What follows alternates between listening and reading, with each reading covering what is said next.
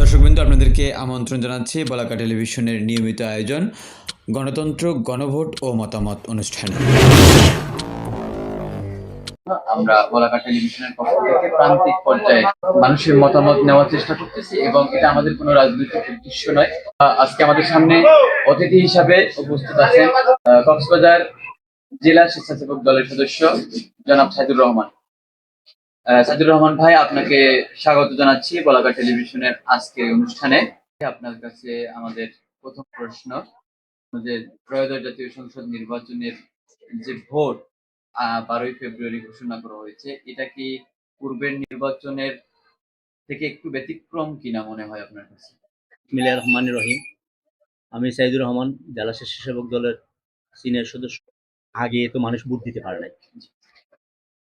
দিনের ভোট রাত হয়ে গেছে, রাতের ভোট দিন হয়ে গেছে। এখন মানুষ ভোট দিতে পারবে। আমাদের প্রিয় নেতা তারেক রহমান লন্ডন থেকে আসে বাংলাদেশে। এই সবসময় বলছে বাংলাদেশের মানুষ যেন সুস্থভাবে ভোট দিতে পারে, মানুষ কেন্দ্রে কেন্দ্রে গিয়ে মানুষ ভোট দিতে পারে।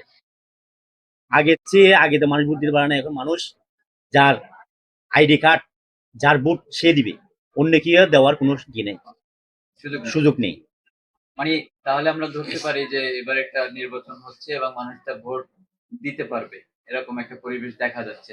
তো এইবারের এই ভোটে আপনাদের কক্সবাজার 3 আসনে আপনাদের বিএনপির কাউকে শক্ত প্রতিদ্বন্দ্বী মনে করেন কিনা? মানে জনপ্রিয়তা কেমন আপনাদের? আমাদের কক্সবাজার ডানা শীষের ঘাঁটি। এই কক্সবাজার সবসময় বিএনপি পাশ করে আসছে। আমরা প্রত্যাশা করি এইবারও কক্সবাজার অবশ্যই বিএনপি এগিয়ে থাকবে। দর্শকবৃন্দ, আপনাদেরকে জানিয়ে রাখি, আমাদের বলাকা টেলিভিশন এই নিয়মিত অনুষ্ঠান প্রচার করবে সংসদ নির্বাচনের আগ পর্যন্ত। আমাদের এই জনমত জরিপ কন্টিনিউ চলবে। আপনিও চাইলে এই অনুষ্ঠানে অংশগ্রহণ করতে পারেন। নিচের দেওয়া নাম্বারে যোগাযোগ করলে আমরা আমাদের টিম আপনাদের সাথে যোগাযোগ করবে। অবশ্যই ইনশাল্লাহ আমরা আমাদের যে প্রতিপক্ষ আছে তাদেরকেও দুর্বল বললেও আমরা ভুল করবো, যেহেতু ওরাইও একটা দল। আমরা অবশ্যই কক্সবাজারের মধ্যে যে বিএনপি ধানের শীষের লোকজন আছে তারাই বলছে, তারাই যে জনগণ আছে তারাই তো অবশ্যই কক্সবাজারের ধানের শীষের পক্ষে আছে, ধানের শীষের পক্ষে থাকবে। অন্য দলে তো অবশ্যই চাইবে ওরাই তো জিতার জন্য। আমরা ওদেরকে দুর্বল ভাবার কোনো কি নেই, সুযোগ নেই। তার মানে সুন্দর একটা নির্বাচনের প্রত্যাশা আমাদের সবারই, সুষ্ঠু এবং সুন্দর নির্বাচন হোক, এটাই তো জনগণের। জনগণের অনেকদিন তো ভোট দিতে পারে নাই, জি, অনেকদিন তো লাঞ্ছিত হয়েছিল। জি, এই জনগণ এইবার সুন্দর ভাবে ভোট দিবে, সুস্থভাবে ভোট দিবে, জি। এটা আমাদের আশা আকাঙ্ক্ষা।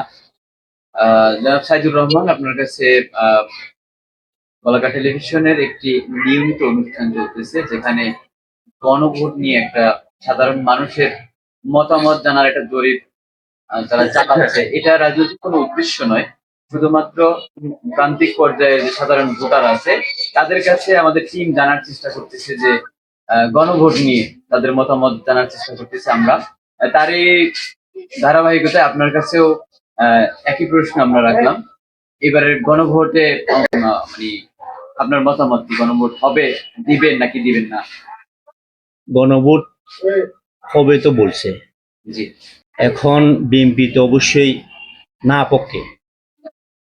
এখন বাইরের রাষ্ট্র নিয়ে জমাত বা অন্য দলেরা একটা ষড়যন্ত্র করতেছে, যেমন ভোট না হোক, ভোট একটা বানচাল করার জন্য এরা একটা ষড়যন্ত্র করতেছে।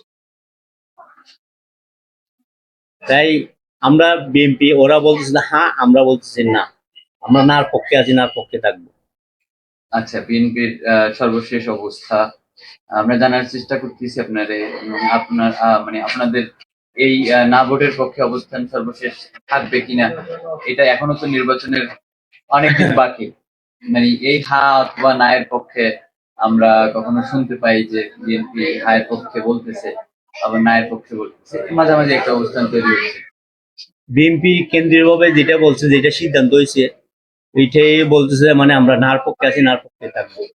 আর কেন্দ্রীয় ভাবে যে সিদ্ধান্ত দেয়, এই সিদ্ধান্ত পরবর্তীতে এটা নির্ভর করতেছে আমি জানতে চাচ্ছি যে কক্সবাজার ১ আসন চকরিয়ার জনাব সালাউদ্দিন সাহেবের ওখানকার কি অবস্থা, ওনার এলাকার বিএনপির মানে ভোটার পার্সেন্টেজ কেমন, জয়ী হতে পারবে কিনা ওই আসনে?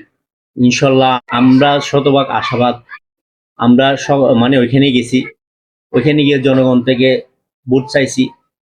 ওরাই তো সবসময় সালাউদ্দিন সাহেবকে জয়যুক্ত করেছে, এইবারেও সালাউদ্দিন সাহেবকে জয়যুক্ত অবশ্যই করবে। এদের আশা আকাঙ্ক্ষা সালাউদ্দিন সাহেবকে এরা জয়যুক্ত করবে।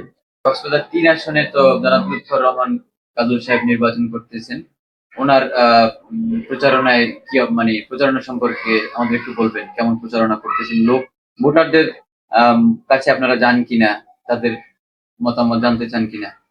আমরা সবসময় তো বুড়াদের কাছে যাই, বুড়ার থেকে জিজ্ঞাসা, বুড়ার যারা বুড়া আছে তাদের পাশে গিয়ে জিজ্ঞাসা করি, তারাই বলে যে আমরা দানের শীষকে অবশ্যই ভোট দিব। কক্সবাজারে তো সবসময় দানের শীষেই ভোট দিয়ে যাই, এইবারও আমরা কক্সবাজারের দানের শীষকে ভোট দিয়ে আমরা জয়যুক্ত করবো। সর্বশেষ মানে আপনার জেলার ভোটারদের উদ্দেশ্যে কিছু বলবেন? আমাদের জেলার যে বুড়া আছে, বুড়াদেরকে অবশ্যই আমি বলবো, আসসালামু আলাইকুম। আমরা চাই কক্সবাজারের যে দানের শীষে আপনারা একটা একটা ভোট দিবেন, আমরা দানের শীষে একটা একটা ভোট দেন আপনারা। বিএনপি যে ভোটাররা আছে, জনগণ আছে, এই জনগণের দেখাই দিবে বিএনপির প্রতি মানুষের আস্থা আছে কিনা, দানের শীষের প্রতি আস্থা আছে কিনা, ভোটের মাধ্যমে দেখাই দিবে এই কক্সবাজারের মানুষ দানের শীষের পক্ষে আছে কিনা, ওইটা ভোটের মাধ্যমে দেখাই দিবে ইনশাল্লাহ। ধন্যবাদ আমাদের বলাকা টেলিভিশনের আজকের এই পর্বে অংশগ্রহণ করার জন্য। আমরা আপনাকে ধন্যবাদ জানিয়ে আজকের মতো বিদায় নিচ্ছি। আল্লাহ হাফেজ। ধন্যবাদ বলাকা টিভিকে।